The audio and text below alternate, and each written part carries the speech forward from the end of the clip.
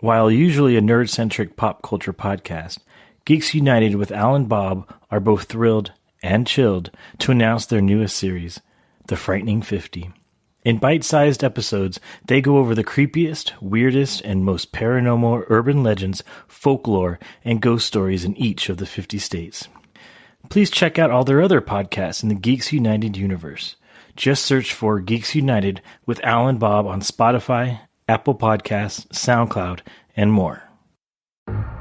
On February 15th, 2013, the LAPD released a video taken by a surveillance camera of an elevator passenger in the Cecil Hotel in Los Angeles, California. They were asking the public's help in finding Elisa Lam, who had gone missing 2 weeks earlier. Once the surveillance video landed on YouTube and other video-sharing sites, it became one of the most hotly debated videos of that year. Partly because of the strange, and some would say unnatural behavior exhibited by Elisa Lam, and also because of where her body was eventually found. Are you ready to jump down the rabbit hole?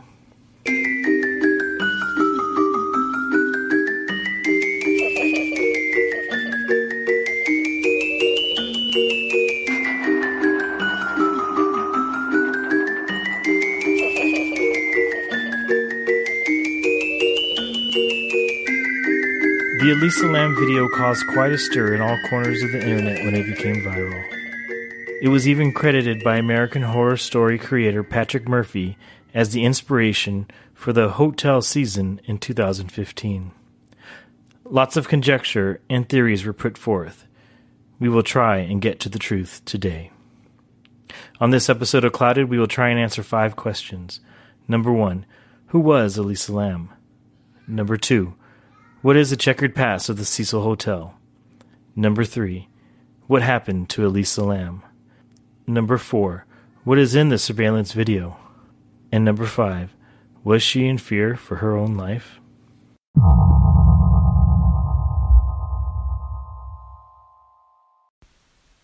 If you're listening to this, you obviously like podcasts, and you probably like music too.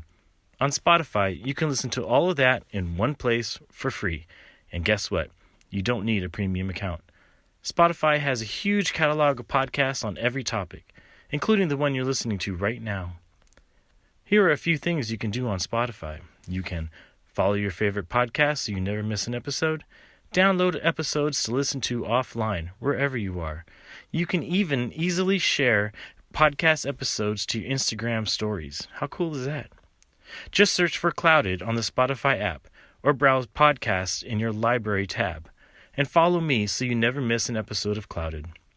Spotify is the world's leading music streaming service, and now it can be your go-to for podcasts too.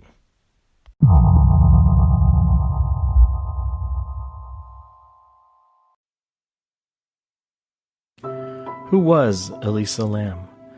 Elisa was a 21-year-old student at the University of British Columbia and the daughter of immigrant parents who had opened a restaurant just outside of Vancouver, Canada. What is also known is that she was diagnosed as having bipolar disorder and was prescribed medication to keep it under control. On January 26, 2013, Elisa arrived alone in Los Angeles after having visited the San Diego Zoo a few days earlier. That same day, Elisa made internet reservations for a shared room at the Cecil Hotel in downtown Los Angeles. She checked into the hotel 2 days after arriving in LA on January 28th and was scheduled to check out on the 31st. It had been reported that her final destination was Santa Cruz, California.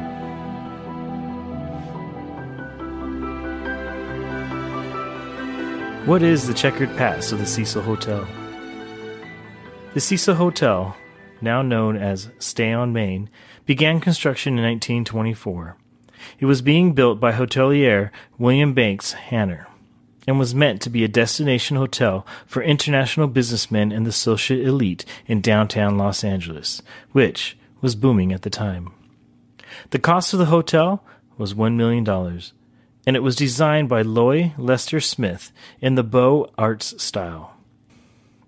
The Cecil opened in 1927 and boasted an opulent marble lobby with beautifully stained glass windows, potted palms, and an alabaster statuary. It was, at the time, a lobby that stood out from the pack. But the excitement and beauty of the neighborhood quickly changed 2 years later when the Great Depression hit. The once elegant hotel was now notorious for housing drug addicts, prostitutes, and adulterous couples. It was also becoming a haven for transients and the homeless, slowly engulfed by the now infamous Skid Row. The bad luck of the hotel has a vast history behind it. There have been at least 10 confirmed suicides at the hotel and 3 inconclusive deaths that may have been suicides. Here are a couple of those unfortunate suicides.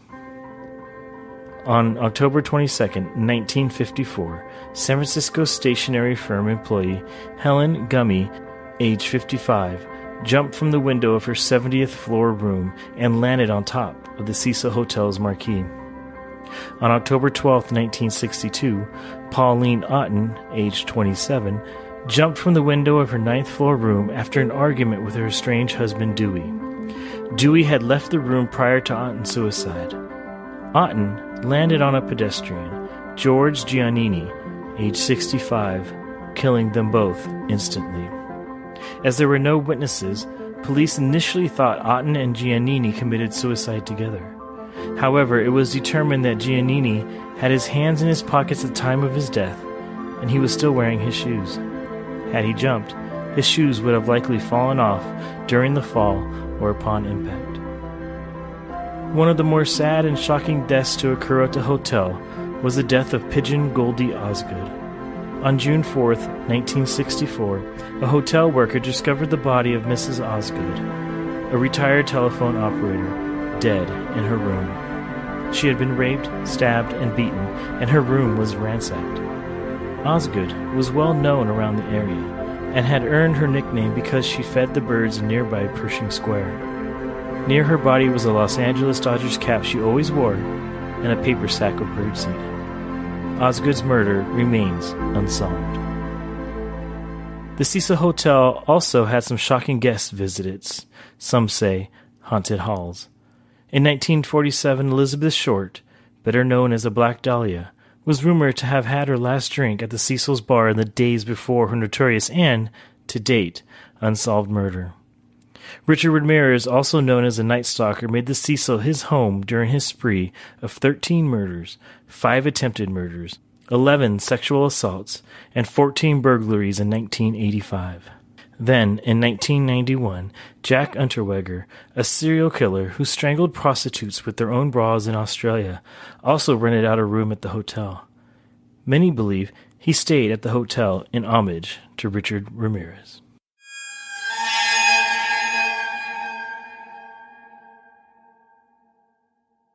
What happened to Elisa Lam?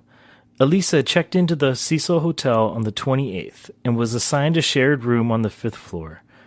2 days into her stay, her roommates complained to hotel management about, quote, odd behavior by Elisa. She was then moved to a private room also on the 5th floor. Lam contacted her parents every day while on vacation. On January 31st, the day she was scheduled to check out, her parents didn't receive a call. Lam's parents contacted police and a search ensued. On February 15th, a full 2 weeks after she had gone missing, the LAPD released a surveillance video of Elisa from inside an elevator at the hotel. The video was time-stamped February 1st and was the last known sighting of her. Elisa's body was found on the morning of February 19th. It was located in one of 4 1,000-gallon tanks providing water to guest rooms, a kitchen, and a coffee shop. The days prior to this, guests in the hotel were complaining of low water pressure, unusual tasting water, and black water coming out of the faucet.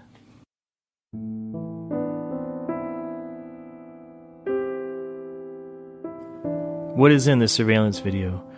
To say that her motions and reactions in the video are a bit odd is an understatement. It is truly bizarre to watch. It has a supernatural feel to it. Like just off to the side of the camera, there is a ghost or a spirit we're all waiting to see. Here is how Wikipedia describes the video. it does not get into the supernatural element of it, which I think is also important to share. In the clip, the camera at one of the elevator cab's rear corners looks down from the ceiling, offering a view not just of the interior, but the hallway outside. It is somewhat grainy, and the timestamp at the bottom is obscured. At some point, Lam's mouth is pixelated. At the start, Lam enters, clad in a red zippered hooded sweatshirt over a gray t-shirt with black shorts and sandals. She enters from the left and goes to the control panel, appears to select several floors, and then steps back to the corner. After a few seconds during which the door fails to close, she steps up to it, leans forward so her head is through the door, looks in both directions, and then quickly steps back in, backing up to the wall and then the corner near the control panel. The door remains open. She walks to it again and stands in the doorway, leaning on the side. Suddenly, she steps out into the hall, then to her side, back in, looking to the side, then back out. She then steps sideways again, and for a few seconds, she is mostly invisible behind the wall. She has her back just outside. The door remains open. Her right arm can be seen going up to her head, and then she turns to re-enter the cab, putting both hands on the side of the door. She then goes to the control panel, presses many more buttons, some more than once, and then returns to the wall she had come into the elevator from, putting both hands over her ears again briefly as she walks back to the section of the wall she had been standing against before. The door remains open.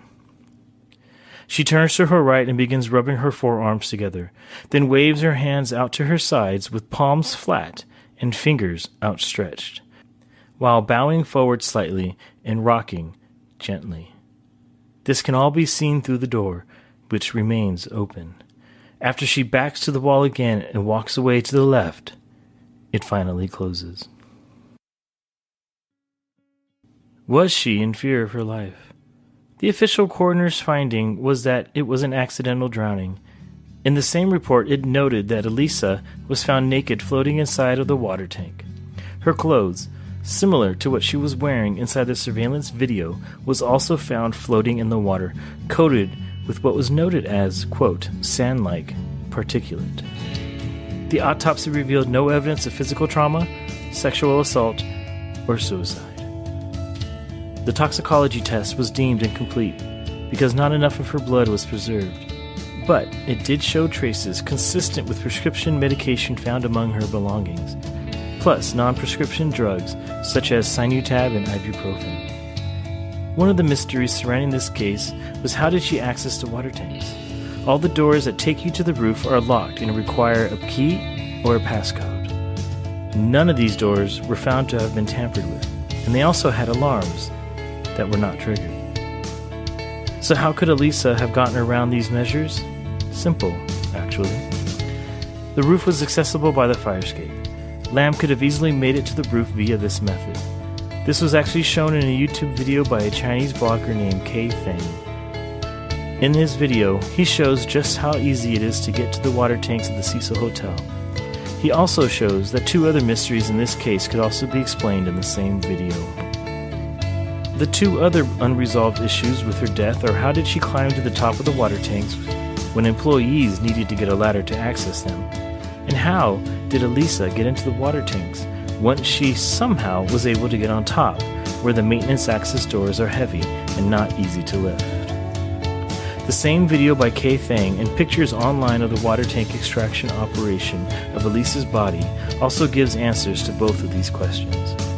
The top of the water tanks are accessible in two different ways. One way, which is shown in the video, is that above the water tanks is a roof accessible by a ladder on the opposite side of the water tanks. Lam could have gotten up there and simply jumped down. There is also a second possible explanation. In pictures I found online, I noticed that on one side of two water tanks there is a side railing. Elisa could have climbed on this side railing and possibly pulled herself up to the top. Her odd behavior in the elevator is really creepy and a little disturbing to watch, but that may have an explanation as well. As mentioned earlier, Elisa had been diagnosed as bipolar. If she had stopped taking her medication, or if they no longer were as effective as they once were, she may have had an elevator mood known as mania. When an episode of mania hits, psychosis may follow, with individuals making poor thought-out decisions with little regard to the consequences. The one thing that I can't explain is the elevator door. It stays open for a really unusual amount of time, longer than I have ever seen an elevator door stay open. Now, there have been reports, although I have not been able to verify, that the video may have been slowed down, which is totally plausible. But even if true, it's not significant enough to really notice in the video or to explain the door staying open for so long. I think the evidence shows in an overwhelming fashion that Elisa was not being chased or that any supernatural events occurred in this video. Unless, of course, the elevator is cursed. For more information and to get some links to articles, pictures, and videos regarding this story, please visit cloudedmysteries.com. Follow us on Twitter and Instagram at Clouded Podcast, and please like our Facebook page. Lastly, give us a review wherever you listen to podcasts. It really does help get the show in front of more listeners. My name is Victor, and this has been another episode of Clouded, where internet meets mystery.